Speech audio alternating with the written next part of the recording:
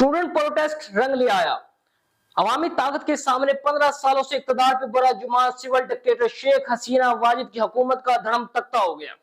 Quota system के खिलाफ चलने वाली तहरीक आखिरकार रियासती जबर की वजह से एक खूनी इनकलाब में तब्दील हो गई और इसका नतीजा यह निकला कि वो वजीर आजम जो सीना तान कर स्टूडेंट्स के ऊपर फायरिंग करने का हुक्म दिया करती थी, वो 5 अगस्त 2024 को मुंह छुपाए बांग्लादेश से भागने पर मजबूर हो गई। दोस्तों, इस वीडियो के अंदर हम फैक्ट्स के बारे में बात नहीं करेंगे कि कोटा सिस्टम क्या था, स्टूडेंट्स के मुतालबात क्या थे, बांग्लादेश की हुकूमत ने इस प्रोटेस्ट को कैसे रिस्पॉन्ड किया, बल्कि इस वीडियो के अंदर हम बात करेंगे हकायक के पीछे छुपे उन डायनामिक्स की जो हकायक की फॉर्मेशन में अपना किरदार अदा करते हैं और बंगाली तहरीक को जोड़कर देखने की कोशिश करेंगे पाकिस्तान के अंदर चलने वाली बलोच और पख्तून कौमों के कॉन्टेक्स्ट में, और यह भी जानने की कोशिश करेंगे कि इस तहरीक से हमें वो कौन से लेसन हासिल होते हैं कि जो अगर यहाँ के नौजवान सीख ले तो मुस्तकबिल में होने वाली इस तहरीक को एक हतमी अंजाम तक पहुंचा सके। दोस्तों, मैं हूं Haris Rana and welcome to the straight thinker. सबसे पहले सवाल जो है, क्या नेशंस की यूनिफिकेशन मुमकिन है? पाकिस्तान के अंदर इस वक्त डिफरेंट नेशंस मूवमेंट जो है वो ऑनगोइंग है, जैसा कि बलोचिस्तान की जो तहरीक है बलोचों की, वो बलोच यकजहती कमेटी महारंग बलोच की क़यादत के में हुकूमत के खिलाफ सरापा एहतजाज है। दूसरी जो तहरीक इस वक्त चल रही है वो चल रही है फाटा के इलाकों में, जो मंजूर पश्तीन और पीटीएम की क़यादत के अंदर रियासत के खिलाफ जो है वो स्ट्रगल कर रही है। इसी तरीके से हमें कश्मीर के अंदर भी मूवमेंट नजर में आती है। दोस्तों, 16 दिसंबर 1971 के अंदर बंगालियों ने पाकिस्तान के खिलाफ तहरीक चलाई थी और उन्होंने पाकिस्तान से आजादी हासिल भी कर ली थी, लेकिन क्या बंगाल कौम जो है वो यूनिफाइड हो चुकी है? बिल्कुल भी नहीं। दोस्तों, 16 दिसंबर 1971 को बंगाली कौम ने पाकिस्तान से तो आजादी हासिल कर ली थी, लेकिन बंगाली कौम का एक बहुत बड़ा हिस्सा वेस्ट बंगाल यानी कलकत्ता का इलाका जो है वो हिंदुस्तान के अंदर है, जो आज तक हिंदुस्तान के ज़ेरे तसल्लुत है। तो इसलिए कौम के नाम पर, नेशंस के नाम पर यूनिफिकेशन जो है वो मुमकिन नहीं है, खासतौर पर सरमायादारी के इस अहद के अंदर। अगर हम सबसे पहले बलोचों की बात करें तो बलोचों का एक हिस्सा पाकिस्तान के अंदर है, दूसरा हिस्सा ईरान सिस्तान का जो इलाका है उधर है, और तीसरा बलोचों की आबादी जो है अफगानिस्तान के अंदर मुकीम है। अगर बलोच कौम की यूनिफिकेशन करनी है तो उन्हें एट ए टाइम 3 स्टेट को हराना होगा, ईरान की स्टेट को, अफगानिस्तान की मुल्ला स्टेट को और पाकिस्तान की स्टेट को, जो कि बलोच कौम की तहरीक के लिए एक आइसोलेटेड लड़ाई लड़ना मुमकिन नहीं है।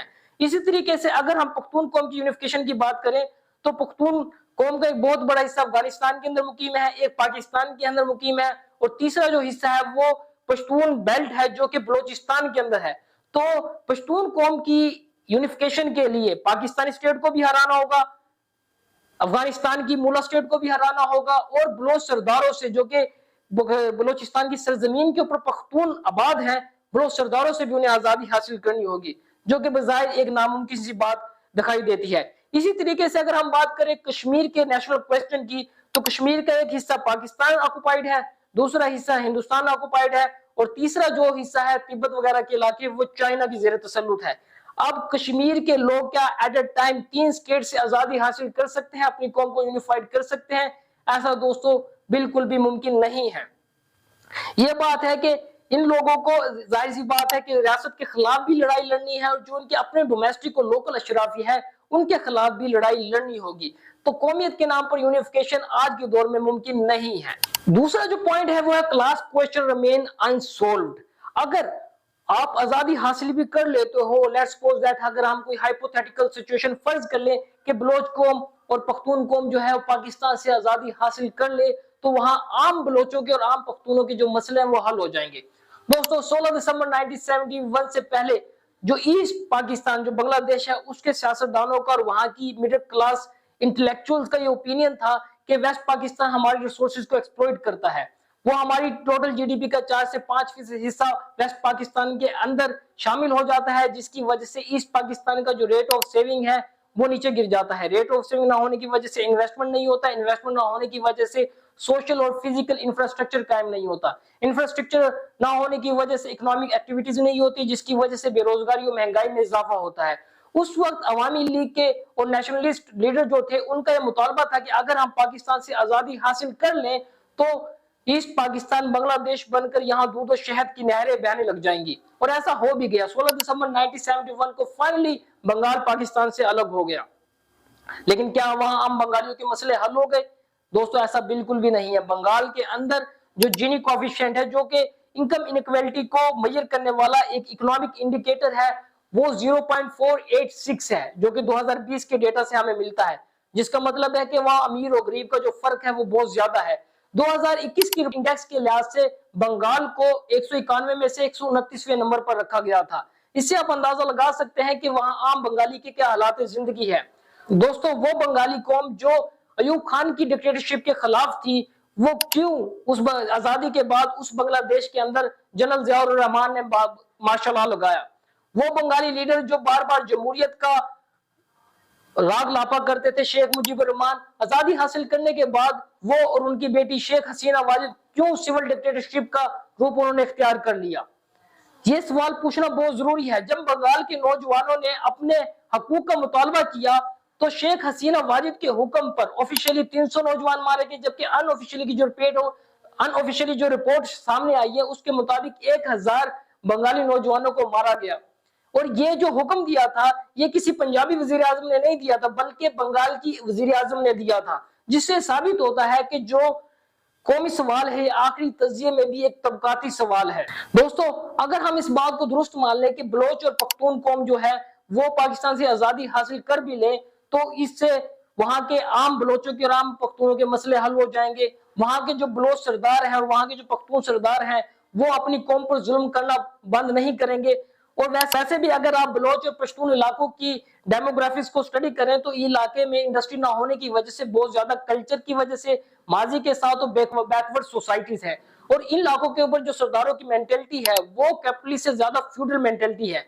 अगर ये इलाके पाकिस्तान से अलग हो भी जाते हैं तो आम बलोचों और आम पख्तूनों की जिंदगी जो है वो ज्यादा अजाब बन जाएगी। वहां रेट ऑफ एक्सप्लॉयटेशन बहुत ज्यादा हो जाएगा, वहां गैरत के नाम पर कत्ल और जो समाजी बुराइयां हैं वो ज्यादा संजीदा शक्ल इख्तियार कर जाएंगी। और ये बात तारीख में 12 इसका इजहार हो चुका है। अजीम इनकलाबी लीडर का कॉमरेड भगत सिंह जब अंग्रेजों के खिलाफ ऐलाने जहाद कर रहे थे, आजादी की जंग में मसरूफ थे, वो इस बात को अच्छे तरीके से समझते थे। वो एक तरफ अंग्रेजों के खिलाफ लड़ाई कर रहे थे, दूसरी तरफ हिंदुस्तान की जो उस वक्त लोकल अशराफिया थी उसके खिलाफ भी वो स्ट्रगल करते थे। वो एक बात कहा करते थे कि अगर गोरे हुक्मरानों की जगह बुरे हुक्मरान आ जाए तो इससे कौमों के मसले हल नहीं होते। इसी तरह बलोच कौम और पख्तून नौजवानों के ऊपर एक जो अहम फरीजा आयद होता है वो ये है कि वो अगर पाकिस्तानी रियासत के खिलाफ जिद्दोजहद कर रहे हैं तो उसके साथ साथ वो अपने लोकल अशराफिया जो बलोच और पख्तून सरदार हैं उनके खिलाफ भी वो अपनी स्ट्रगल जारी रखे। और ऐसा वो आइसोलेटेड रहकर नहीं कर सकते, उसके लिए उन्हें पंजाब और सिंध के लोगों के साथ, मजलूम तबकात के साथ इत्तेहाद करना होगा। एक बलोची के लिए, एक पख्तून के लिए ज्यादा बेटर ऑप्शन ये है कि वो एक मजलूम पंजाबी के साथ इत्तेहाद करे बजाय के एक जालिम बलोच के। एक पख्तून के लिए ज्यादा बेटर ऑप्शन ये है कि एक वो मजलूम सिंधी के साथ इत्तेहाद करे बजाय के एक जालिम पख्तून के।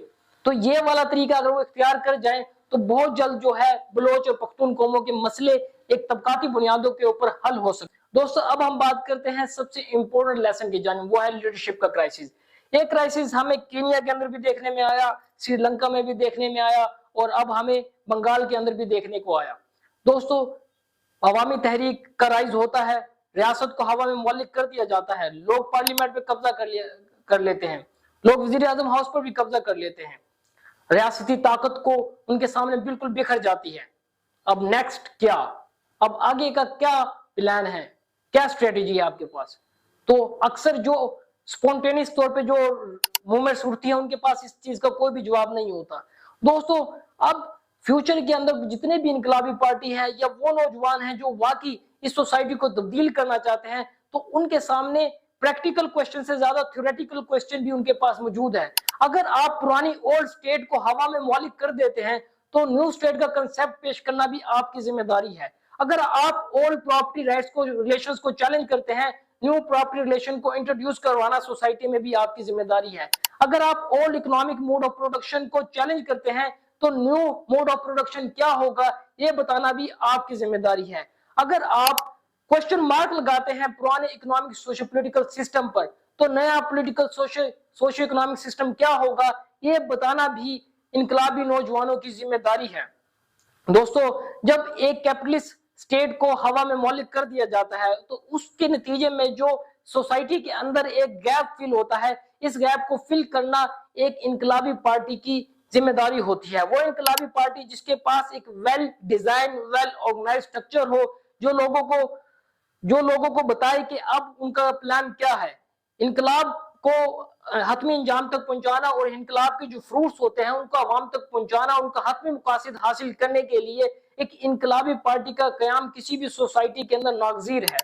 دوستو, اگر اس طریقے سے سپونٹینس طریقے سے کوئی موومنٹس اٹھتی ہیں, وہ چہروں کو تو بدل سکتی ہے لیکن سماج کو نہیں بدل سکتی. سماج کو بدلنے کے لیے شعوری طور پر ایک ایسی انقلابی پارٹی کا قیام کسی بھی سوسائٹی کے اندر ضروری ہے جو انقلاب کو اس کے حتمی انجام تک پہنچائے اور ورکنگ کلاس کے, لیبر کلاس کے, اسٹوڈنٹس کے آبجیکٹو کو اچیو کرنے کے لیے اپنا کی رول پلے کرے.